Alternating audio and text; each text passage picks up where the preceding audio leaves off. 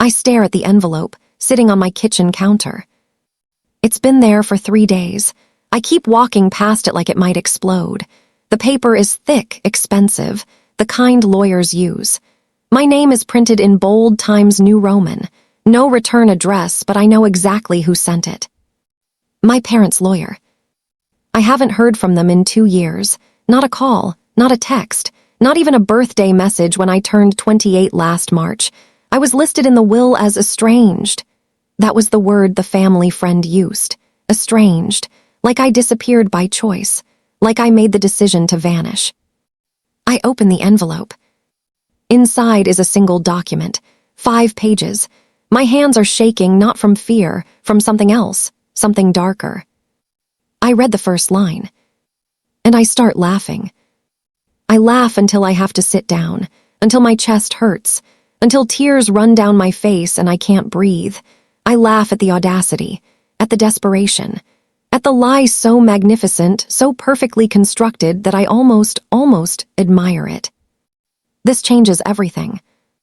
This is the moment I stop being broken. This is the moment I start being dangerous. My apartment is small, but it's mine. 1 bedroom in the Arts District, rent $1,100 a month, windows facing the brick wall of another building. But there's good light in the morning. The kind of light that makes you believe in fresh starts and second chances. I've always been good at believing in things I shouldn't. My alarm goes off at 6:47 a.m. Not 6:45, not 7:00. 6:47. I set it that way years ago as some kind of psychological trick, something about the oddness making me actually wake up instead of sleeping through it. Stupid, but it works. I shower. The water is always too cold because this building's pipes are from 1978 and nothing works the way it should. I dress in my work clothes, gray blouse, dark jeans, ballet flats with the heels scuffed where I kicked a curb 2 months ago while angry. I'm always angry these days. The anger is just ambient, background noise in my chest that never quite goes away. My name is Sarah Chen. I'm 28 years old. I have a degree in business administration that my parents paid for before they decided they didn't know me anymore. I work as an office manager at a mid-sized architectural firm called Westbrook and Associates. The job is fine, not fulfilling, not devastating, just fine. The kind of job where you file things and schedule meetings, and occasionally someone thanks you for being organized, and you feel a small flutter of purpose before it fades away by lunchtime. The office has 9 people. My desk is in the front, which means I'm the first thing clients see. My boss, Michael, is kind in the way people are kind when they don't want to deal with emotions. He hired me 2 years ago when I was fresh out of my parents' house, broken and operating on autopilot. He didn't ask questions. He just needed someone reliable, and I was so reliable. I get the coffee right, every morning. Michael takes his with oat milk and 1 sugar. No, 1.5 now. He told me this last month, and I adjusted immediately. Small things. These are the things I'm good at. Noticing what people need, adjusting, disappearing a little bit to make other people comfortable. My apartment has 1 framed photo. It's from when I was 23 at my college graduation. My mother is in the middle, looking serene in that way she had, like she was always already thinking about something more important. My father has his hand on my shoulder, and I can see in his face that he's proud, but also tired. Like love for me was work he was tired of doing. My brother stands slightly apart, even in the photograph. That photo is in a box under my bed now. I don't look at it anymore. It starts 6 months before the document arrives. My brother texted me a random Thursday evening, just a blue bubble on my phone. Hey, haven't talked in a while. How are you doing? That's how I knew something was wrong. My brother, Daniel, is 2 years older than me. In the year 2024, when he sent that text, we hadn't spoken in approximately 17 months. Not because we had a dramatic fight. We just drifted. My parents' divorce had a lot of sharp edges, and he positioned himself on their side of things, and I positioned myself on the alone side of things. But he reached out. I met him at a coffee shop downtown. He looked older, tired in his eyes. He's a financial advisor, which means he's very good at helping people think about their future in ways that make them feel secure and stupid at the same time. He was wearing an expensive watch. That was new. "Mom and Dad are selling the house," he said. No preamble, just the thing he came to tell me. The house, our childhood house. The one where my mother planted roses and my father built bookshelves, and I learned to ride a bike in the driveway and had my first kiss on the back porch at 16 years old. "Why?" I asked. "Dad's medical bills," Daniel said, and he looked at me with something in his face I couldn't quite read. Pity, maybe, or guilt. "He's had some health issues. The house is too much to maintain." My father was 59. He worked in commercial real estate. He went to the gym. He complained about his knees, but in that joking way fathers do. I didn't know about medical bills. I didn't know anything about him anymore because he'd made it clear that he didn't want me to. I started, but I didn't know how to finish. That's sad. That's unfair. That's a loss I didn't get to anticipate and therefore couldn't brace myself against. "There's more," Daniel said. He stirred his coffee. "They're looking at the finances, going through the accounts, and they found some discrepancies." I remember the exact feeling when he said that word. Discrepancies. Like someone had reached into my chest and turned my heart backwards. "What kind of discrepancies?" I asked. He looked at me like I should already know, and that's when my stomach started doing something weird, something that felt like free fall. "Money," he said, "from your trust fund, your education fund." I had a trust fund. I knew this in the abstract way you know things about yourself that don't feel real. My grandmother had set it up when I was born. $50,000. My parents had managed it until I turned 18. After that, it was supposed to be mine. I was supposed to, I don't know, use it someday for something important. I never checked the balance. I was 18 and angry and wanted away from my family, and the trust fund was just another thing they controlled, so I ignored it. I got student loans instead. I took jobs I didn't want. I made my own way because that was supposed to mean I was strong and independent and not reliant on their money. "How much?" I asked. "All of it," Daniel said quietly. "The whole thing over the past 4 years." I don't think I spoke for a very long time after that. I can picture the coffee shop around me in that moment. There was a woman in a red coat near the window. There was indie folk music playing. Someone laughed. Normal life continued while mine rearranged itself into a new configuration. "They said you took it," Daniel continued. "They said you accessed the account when you were home one weekend and transferred it out. They said they didn't realize until now because the account just wasn't being monitored that closely." I opened my mouth, closed it. "I didn't," I said. "I know," Daniel said, but the way he said it, the hesitation before the words, meant he didn't actually know. He suspected it. He thought it was possible. "You don't think I did that," I said. It wasn't a question. "I don't want to think that," he said, which is the most honest way someone can tell you they absolutely think you did something. "But they think I did." "Yeah, they think you did." I went home, to my one-bedroom apartment with the bad pipes and the light from the brick wall. I tried to log into the account online. The password didn't work. It had been changed. I called the bank. I was a co-signer on the account until I was 22, at which point my parents removed me. I had no standing to ask about it. I emailed my father. A very calm, very reasonable email explaining that I had never touched the account and that I wanted to understand what was happening. He didn't respond. I called him. He didn't pick up. I tried again over the next week, and each time the call went to voicemail. Then, a week after my conversation with Daniel, I received a letter from a lawyer. Not my lawyer, their lawyer. A cease and desist. It was filled with legal language that essentially said, "Stop calling. Stop contacting. Stop attempting to communicate about the money. There are police resources available to us if you continue to harass this family." The letter was addressed to me. It was signed by Thomas Wickham, Esq. "Sarah Chen is hereby ordered to cease and desist from all contact with the family, including Margaret Chen, Robert Chen, and Daniel Chen, effective immediately. Any further contact will be considered harassment and will be reported to law enforcement. The family is prepared to pursue criminal charges regarding the theft of $50,423.16 from the Chen Family Trust if contact continues. Criminal charges. They were going to press charges. I sat on my bed and reread the letter probably 40 times, looking for the thing that proved it was a mistake, looking for the moment where it would become clear that this was a misunderstanding that could be straightened out with the right conversation. It never came. They believed I was a thief. They were going to destroy me to protect themselves from what I'd supposedly done. And the worst part, I had no idea how to prove I was innocent because someone had stolen that money. Someone had accessed the account.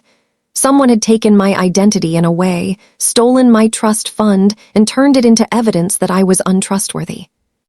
I realized later that I should have been panicked, terrified, planning a defense, but what I actually felt was cold. Ice-cold clarity, a door closing inside me. The part of me that still hoped they would come around, that we'd eventually find our way back to each other, that part died right there on my bedroom floor with that letter in my hands. I understood, in that moment, that they weren't my family anymore. They were my enemy. The next 2 months were a nightmare I couldn't wake up from. My father hired another lawyer, a meaner one. This lawyer sent me a formal demand for the return of the money. The timeline was 10 days. If I didn't comply, they would press charges. The letter included phrases like willful theft, breach of fiduciary trust, and criminal liability.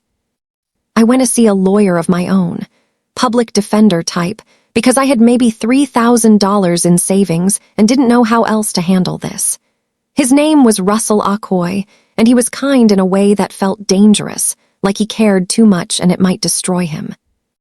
"Did you do it?" he asked in our first meeting. "No," I said. "Is there any way they could prove that you did?" "I don't know how they could, because I didn't." He nodded, making notes. His handwriting was very neat, very controlled. "Then we start there," he said. "We get the bank records, we look at the transactions, we see who actually made the withdrawal." But the withdrawal had come from an ATM. Someone had used the debit card. Someone who knew the PIN. Someone who looked enough like me that the camera footage was inconclusive. The bank couldn't help us. The police couldn't help us because my parents hadn't formally filed a report. They were using the threat of a report as leverage. Meanwhile, the humiliation started. I didn't realize how connected my family was. My father had worked in real estate for 30 years. My mother came from old money, the kind that doesn't advertise itself but shows up in everything. They knew people, city council members, bank managers, other lawyers. People started treating me differently at work. Michael called me into his office after about 6 weeks. He was very uncomfortable. His discomfort filled the room like a smell. "Sarah, I've had a phone call," he said carefully. "From someone asking about your character, your reliability, asking if we've noticed any unexplained absences or unusual behavior." I felt my skin go hot, then cold. "Who called?" I'm not at liberty to say, but it was from a law firm. They said they were conducting a background investigation, and they wanted to know if we'd ever had any concerns about theft or dishonesty. "What did you tell them?" "I told them you were an excellent employee," he said, which means he told them nothing good, because if there were anything good to tell, he would have been more specific. He would have given examples. He would have sounded less guilty about his loyalty. After that, everything changed. People looked at me differently. Sarah, who handled the office finances. Sarah, who had keys to the supply closet. Sarah, who was apparently a thief. The story spread like it was gasoline on a match. I was the girl who stole from her own family. I was a criminal operating on behalf of the architectural firm, probably. I was a liar and a betrayer and had infiltrated an honest workplace. Nobody said any of this to my face. But I heard them not saying it. I made a decision. I requested a leave of absence. Michael was relieved. I could see it in his face. I was a liability now. My presence was a problem, so I left. At home, I researched obsessively. I looked up my parents' finances. I found their home equity line of credit. I found records of purchases. I found a second mortgage that had been taken out 3 years ago. I found my father's medical bills. Russell helped me access those through his paralegal contacts. Heart surgery, 2 years ago, recovery complications. He'd been sued by a business partner over a deal gone wrong. The lawsuit had been settled, but not cheaply. They were hemorrhaging money. My trust fund would have been useful. I researched Daniel too. He'd been handling investments for the firm he worked for. Last year, there had been a regulatory inquiry, nothing formal, nothing public, but there had been questions about how he was managing his clients' money. What if he needed to prove he was trustworthy? What if he needed to show clean hands? What if stealing from his sister was an easy way to cover some losses of his own? These are theories, assumptions, nothing concrete, nothing I could prove, but the lines were starting to connect in my mind and the picture was getting very ugly. The legal pressure continued. Another letter, then another. They were setting me up for a fall that would look inevitable when it happened. They were building a narrative that I was desperate, unstable, angry at my family for abandoning me, and therefore willing to steal from them in revenge. It was a beautiful story if you didn't know the truth. It was perfect, actually. I called Russell late one night. "They're going to charge me," I said. "Possibly," he said, "but we'll defend you." "With what? I don't have money. You said you'd help pro bono, but what about expert witnesses? What about forensic accountants? What about—" "Sarah," he said quietly, "we'll figure it out." But his voice was tired. I understood that I was going to lose this fight. Not because I was guilty.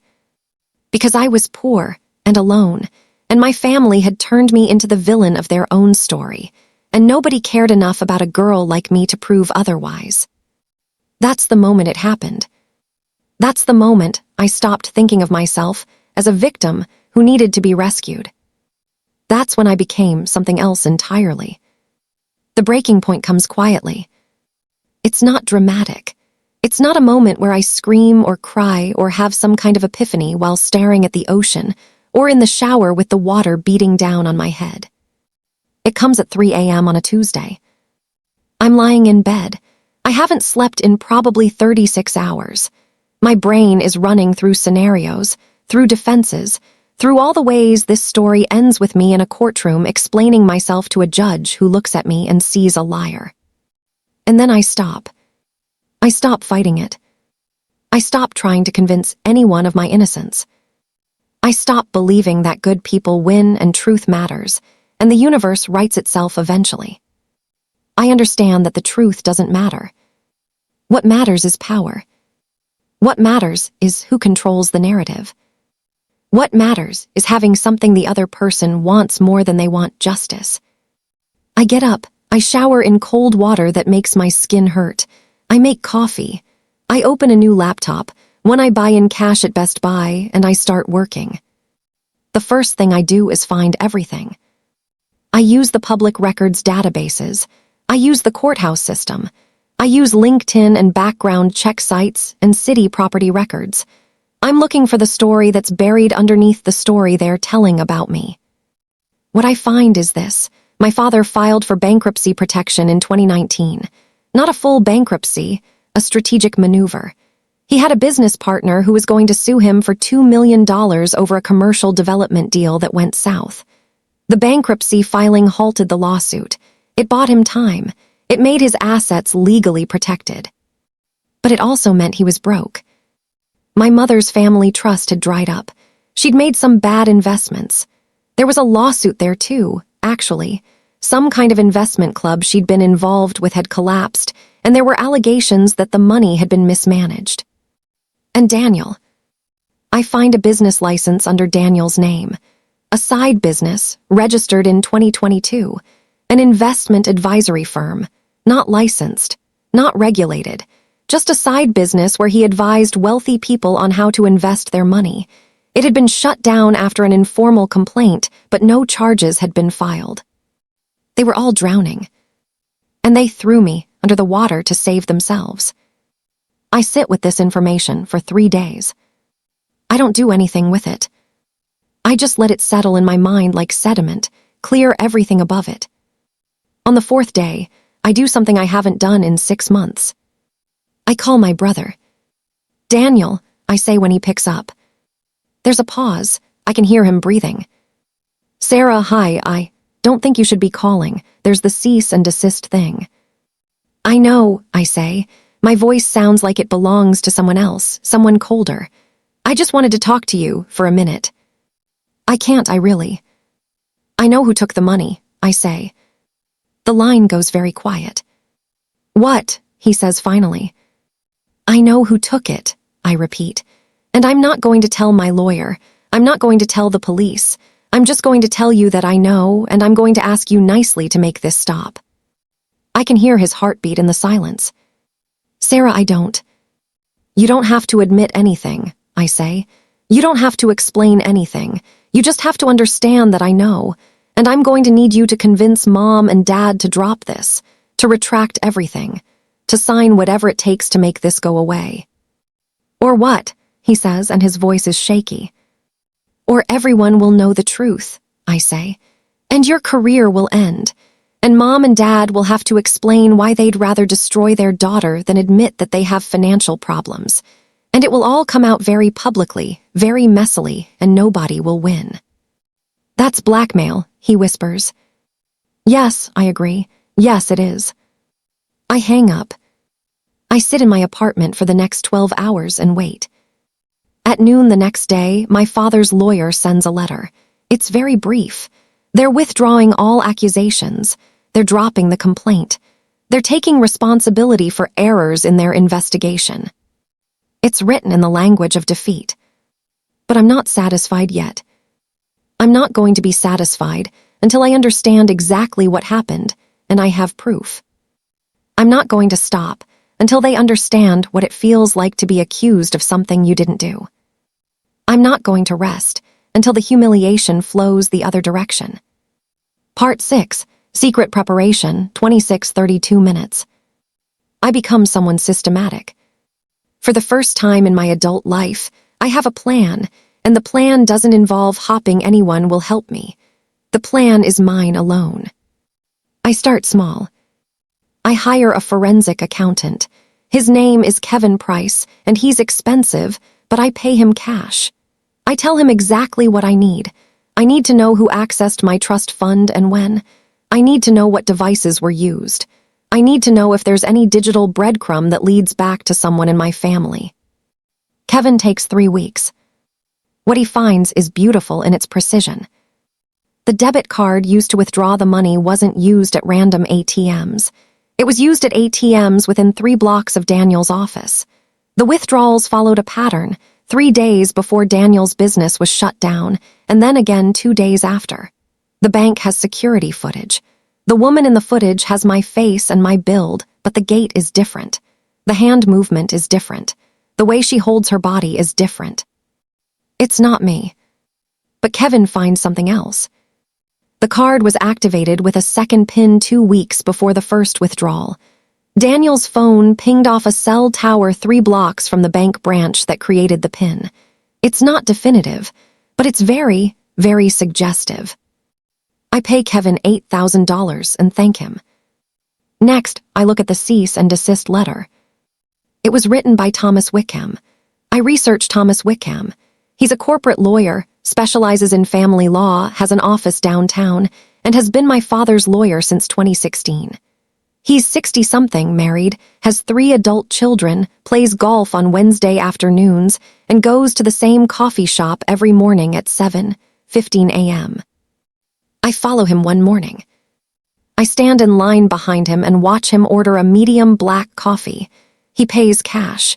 He leaves a $1 tip. He sits by the window and reads the news on his phone while he drinks. He leaves at 7:52 a.m. I'm not doing anything yet. I'm just gathering information. I'm just understanding the shape of the thing I'm going to do. I start recording my conversations. My state is a one-party consent state, which means I can record a conversation if I'm part of it without telling the other person. I call my father. He doesn't pick up. I call my mother. She doesn't answer. I text Daniel and he calls back, and I record the conversation while I apologize for the cease and desist letter, while I say I understand I've been a burden, while I ask to please talk to them about dropping this because it's destroying my life. There's nothing I can do, Daniel says, not unkindly. You can tell them the truth, I say. The truth is complicated, Sarah. The truth is that I didn't take the money, and you all know it. He doesn't respond to that. I spend 3 months preparing. I open a separate bank account using cash. I start saving money by doing freelance bookkeeping work online. Boring work, remote work, untraceable work. I make $3,000 by June. I hire a private investigator. A real one this time, not just research I'm doing myself. His name is Marcus, and he's black, and he's in his 50s, and he's very professional and very careful. I pay him $5,000 in cash and tell him I need everything he can find on Daniel Chen. Marcus delivers a report that's 60 pages long. Daniel has been handling money for the Westbrook architectural firm. Not officially, he's not employed there. But Michael, my former boss, is his cousin. And Daniel has been investing client money for them. Returns have been inconsistent. There's been communication with the SEC about an informal inquiry. Nothing formal, nothing public yet. But it's there. I also find something else. Daniel was engaged to someone for 2 years. The engagement ended abruptly 2 years ago. I find her name, Alicia Martinez, and I find her email address, and I compose a very careful email. Hi, Alicia. I hope this reaches you. I'm Daniel Chen's sister, Sarah. I know you haven't been in contact with Daniel in a while, and I'm not writing to dredge up old feelings or create drama. I'm writing because I'm in a legal situation that involves my family, and I believe you might have information that could help me understand what's happening.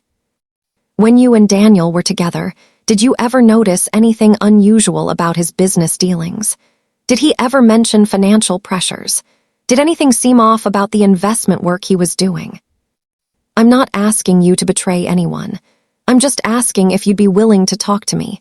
I think we might have more in common than you'd expect. Best, Sarah Chen. She responds 3 days later. I'll talk to you, but not over email. Call me. I call her on a Tuesday night. Alicia is guarded at first, but then she tells me the story. Daniel had been pressuring her to invest her money with him. She'd been uncomfortable about it. The investment returns he was promising seemed too good to be true. She'd consulted with her own financial advisor who told her that Daniel's strategy was unconventional, possibly illegal. She'd asked Daniel about it, and he'd gotten angry. He'd accused her of not trusting him. He'd said her concern was insulting. He'd said if she really loved him, she would invest the money and stop asking questions. That's when I knew, Alicia says. That's when I understood something was very wrong, not just with the money, with him, with the whole thing. Did you ever report it? I ask. To who? She says. I had no proof. I was just his fiancé. I still thought maybe I was misunderstanding. But then I found some documents in his apartment, financial statements. They didn't match what he'd told me, so I left. Do you still have those documents? There's a very long pause. I might, she says carefully, but if I give them to you, you can't tell him they came from me. I know that sounds paranoid, but he's not a good person, Sarah. I think there's something wrong with him, like actually wrong. He doesn't see people as people. He sees them as resources. I understand, I say, and I do. Alicia sends me a USB drive via mail. It arrives in an unmarked envelope with no return address. On it are copies of documents, investment statements, client agreements, correspondence between Daniel and Michael about returns and cash flow. The documents paint a picture of a young man who was running an unlicensed investment scheme, who was promising returns he couldn't deliver, who was using money from his cousin's business to cover losses from his own ventures, who was in financial trouble, who needed cash, who had a sister with a trust fund. I spend 2 days reading every document. I take notes. I create a timeline. I make copies and organize them in a binder that I label evidence in my own careful handwriting. And I wait. I'm not going to use this all at once. I'm not going to rush. I'm going to be patient. I'm going to know everything before I move. The document arrives on a Wednesday. I've been expecting it. Russell mentioned in passing that my parents were finalizing their divorce proceedings, and the lawyer had asked about me, and there might be some paperwork coming. But I'm not prepared for what it contains. It's a settlement proposal. They want to pay me off. Not to admit guilt. Not to acknowledge that they falsely accused me. Not to apologize or make things right, but to settle a family dispute for the sum of $75,000. In exchange, I sign an NDA. I agree to permanent silence about everything. I agree to not discuss the accusation, the withdrawal, the lawsuit, any of it with anyone, ever, under penalty of $250,000 for each violation. My hands are shaking as I read it. They're not trying to destroy me anymore. They're trying to buy my silence, which means they're terrified. I read the cover letter from Thomas Wickham again. On behalf of your parents, I am pleased to offer a settlement to resolve all outstanding matters between you. This offer reflects their desire to move forward and heal family relationships. The enclosed settlement agreement represents a fair compensation for the emotional distress you have experienced. This offer expires in 10 days. Emotional distress. Like they're admitting something. I call Russell and read him the letter. That's actually good news, he says carefully. This proves they know they might not win if this goes to court. A settlement means they're backing down. But if I sign it, I'm silenced, I say. You're also protected, Russell counters.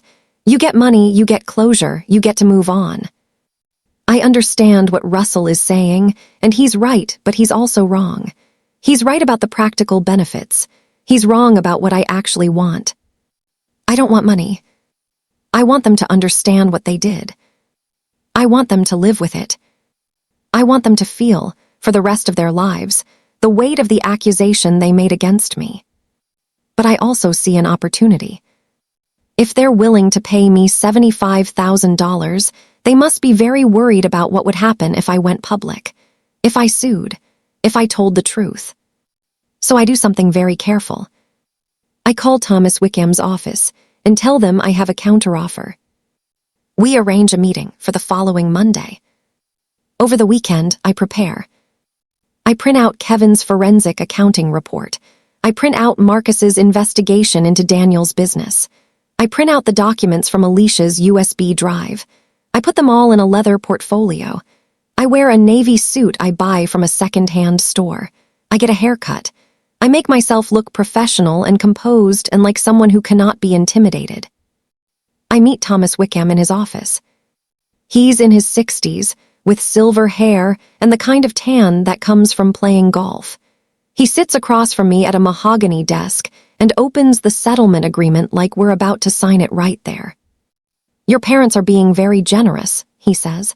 I'd advise you to accept. I have a counteroffer, I say, and I slide the forensic accountant report across his desk. He picks it up. His face doesn't change as he reads, but I can see something shift behind his eyes. What is this? He asks. Evidence that my brother withdrew the funds from my trust account, I say. Not me. Digital evidence. Bank security footage analysis. Cell tower pings. All of it together tells a very clear story about who stole the money. I don't see how this is relevant, Thomas says, but his voice is different now, more careful. It's relevant because your clients made false accusations against me, I continue. They claimed I stole from my own family. They sent me a cease and desist letter. They threatened criminal charges. And they did this while knowing, or at least while believing, that someone else was responsible. I think you're confused about the facts of this situation, Thomas says, and he's standing up now, which tells me I've hit something. I'm offering them a choice, I say. I stand up too. I'm calm. I'm very, very calm. They can sign an admission of fault. They can issue a public apology. They can cover my legal fees, which Russell tells me would be approximately $15,000. And they can agree to never contact me or discuss this situation with anyone ever again. And if they don't, Thomas asks, Then I file suit, I say, against all three of them, for defamation, for intentional infliction of emotional distress, and I attach this forensic report as evidence, and I file a separate complaint with the SEC about Daniel's unlicensed investment scheme, and I make sure that the architectural firm knows that Michael has been facilitating illegal investment activities through his cousin. And I give every bit of this to the media, because a story about a prominent family falsely accusing their daughter while covering up their own son's crimes is very interesting to journalists. Thomas is very quiet. Your parents will sue you, he says finally. For what? I ask. For telling the truth? Let them. I have evidence. I have a forensic accountant. I have a private investigator. I have testimony from Daniel's ex-fiancée. I have documents. I have cell phone records. What do they have? A settlement offer that looks an awful lot like hush money. I slide a second folder across his desk. That's what I want, I say. Not their money, their admission. I walk out of his office. I don't wait for a response. I don't look back. Nothing happens for 5 days. I've left my phone on, but no one calls. No texts come through. I go to work. I took the job back at Westbrook, and Michael was so happy to have me back, so relieved, because my absence had made him realize my value. The guilt was written all over his face. I didn't say anything about it. I was just professional and kind and very, very competent. On the 6th day, Russell calls me. They want to talk, he says. Not all of them, just your parents. We schedule a meeting for Thursday afternoon, not in Thomas Wickham's office, somewhere neutral, a conference room at a law firm that represents neither of us. My mother arrives first. She looks smaller than I remember. Or maybe I've gotten bigger. She's wearing a beige linen dress and pearl earrings, and her hair is the same ash blonde it's always been, but there's gray showing at the roots now. She looks at me with an expression I can't read. Hello, Sarah, she says. Mom, I say. My father comes in behind her. He looks at me and I see something break in his face, not sadness, recognition. He understands in that moment that I'm not his little girl anymore. I'm someone else entirely. Someone he doesn't know, someone dangerous. Russell speaks first. My client is prepared to accept a statement admitting that the accusations made against her were in error, he says. She's prepared to accept an apology and an agreement that you will not pursue any further legal action against her, and that you will not discuss this matter with third parties, including media. What about Daniel? My father asks. That's between you and your son, I say. This is about whether you can admit that you were wrong about me. My mother starts crying very quietly. My father's hands are shaking. We were frightened, my mother says. When Daniel told us the money was missing, we were frightened. Your father was sick and the medical bills were. We were very scared. And when Daniel said it must have been you, we wanted to believe him. We needed to believe him. You never asked me, I say. You just believed him. You just decided that I would steal from you, that I would lie to you, that I'm the kind of person who could do that. I know, my father says, and his voice is broken. I know, and I'm sorry. Your apology doesn't fix it, I tell him. It doesn't undo the humiliation. It doesn't give me back my reputation or my peace of mind or the time I spent terrified that I was going to be arrested. But it's a start. They sign the statement. It's not a grand admission of guilt. It's carefully worded by the lawyers so that it's technically not an admission of intentional defamation, but rather a statement that they erroneously believed that I had taken the money and that they deeply regret any emotional distress this may have caused. It's lawyer language for we were wrong. It's enough. My mother reaches out her hand, and I don't take it. I stand up and look at both of them. I'm done, I say.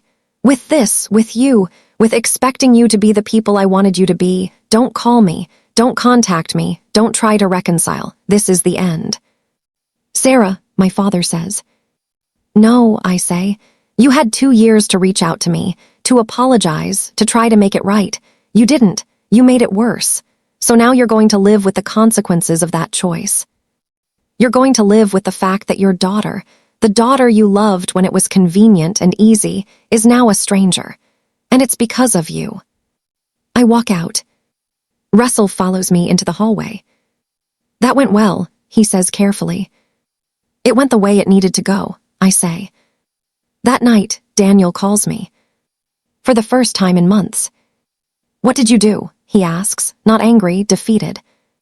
What you made me do, I say. Dad's having chest pain, he says. The stress. That's not my responsibility, I tell him. You made your choice, I made mine. This is the result. You're destroying the family, he says. No, I say.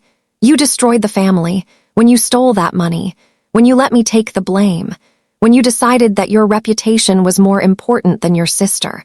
I'm just making you live with the consequences. I hang up. I don't answer when he calls back. 6 months pass. Thomas Wickham sends me a final letter regarding the settlement agreement. The financial compensation is being transferred to my account. The statement stands. The matter is closed. The settlement is confidential, but I've done my job well enough that the truth has filtered out anyway. Daniel's business is being investigated by the SEC. Michael receives a warning letter regarding his involvement in the unlicensed investment scheme. The architectural firm hires a compliance officer and implements new financial controls. Daniel is not charged with a crime, but he stops working. He stops returning calls. My mother tells Russell, through her lawyer, because we're still not speaking directly, that Daniel has moved to Portland and is taking some time to figure things out. My father's health improves. He stops calling Russell with concerns about whether I'm going to press charges. I don't. I could, but I don't. Because I'm not interested in revenge anymore. I'm interested in moving on. The money sits in my account, $75,000, plus the $15,000 in legal fees they cover, plus another $25,000 from a quiet settlement Thomas negotiates where they compensate me for the damage to my reputation and career. It's not compensation. It's hush money. It's a way for them to feel like they're making it right without actually having to do anything. I don't care. I use the money to move. I find a 2-bedroom apartment in a nicer neighborhood with an entire wall of windows that faces east and gets morning light, the way light was meant to be experienced. I paint the walls a soft gray. I buy a bed with a frame that doesn't squeak. I buy plants. I buy art from a local gallery by an artist whose name I'll never know, but whose work makes me feel something true when I look at it. I quit my job at Westbrook. Michael is devastated, but also relieved, because now he doesn't have to feel guilty every time he looks at me. I tell him I'm pursuing other opportunities. I tell him I'm grateful for the chance to work there. I tell him nothing about what I know regarding his involvement in Daniel's scheme. That's his secret to live with, not mine to carry. I find work at a different firm, a smaller firm, a firm where no one knows my family or my story. I start over, but this time I'm not running from my past. I'm walking away from it on purpose. Alicia reaches out one day. She's gotten married. She's happy. She wants me to know that she's grateful that I helped expose Daniel because it gave closure to her and to other women who had been affected by his schemes.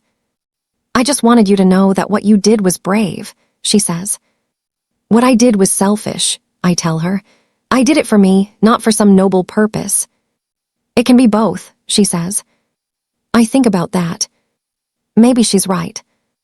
My brother doesn't reach out. My parents don't reach out. And I don't reach out to them. The silence between us is permanent now, and that's okay.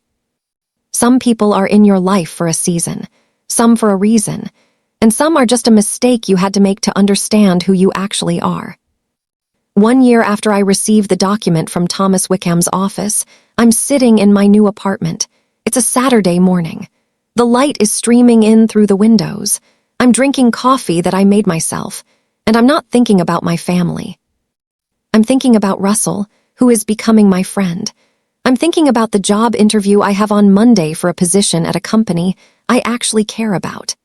I'm thinking about the gallery opening I'm going to that evening, where I might meet someone interesting, or I might just spend time alone surrounded by beautiful things. I'm thinking about my life as it is now, and not as it was. I open my laptop, and I search for my family's names out of pure curiosity. My mother has started a nonprofit. It's small, but it's something. She's working with women in financial distress. It seems like penance, but it also seems like growth. My father has retired, early, for health reasons the internet tells me, but he seems happy in the photos from the local news. Healthier, lighter somehow. Daniel is still in Portland. He's working as a bookkeeper for a nonprofit. His LinkedIn profile is new. His job title is honest. It's smaller than he was aiming for, but it's clean. I feel something shift in my chest. It's not forgiveness. It's not reconciliation. But maybe it's understanding.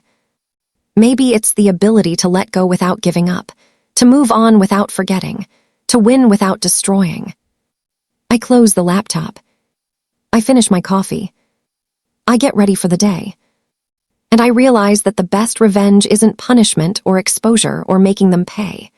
The best revenge is building a life so good, so fulfilling, so genuinely happy, that their betrayal becomes irrelevant.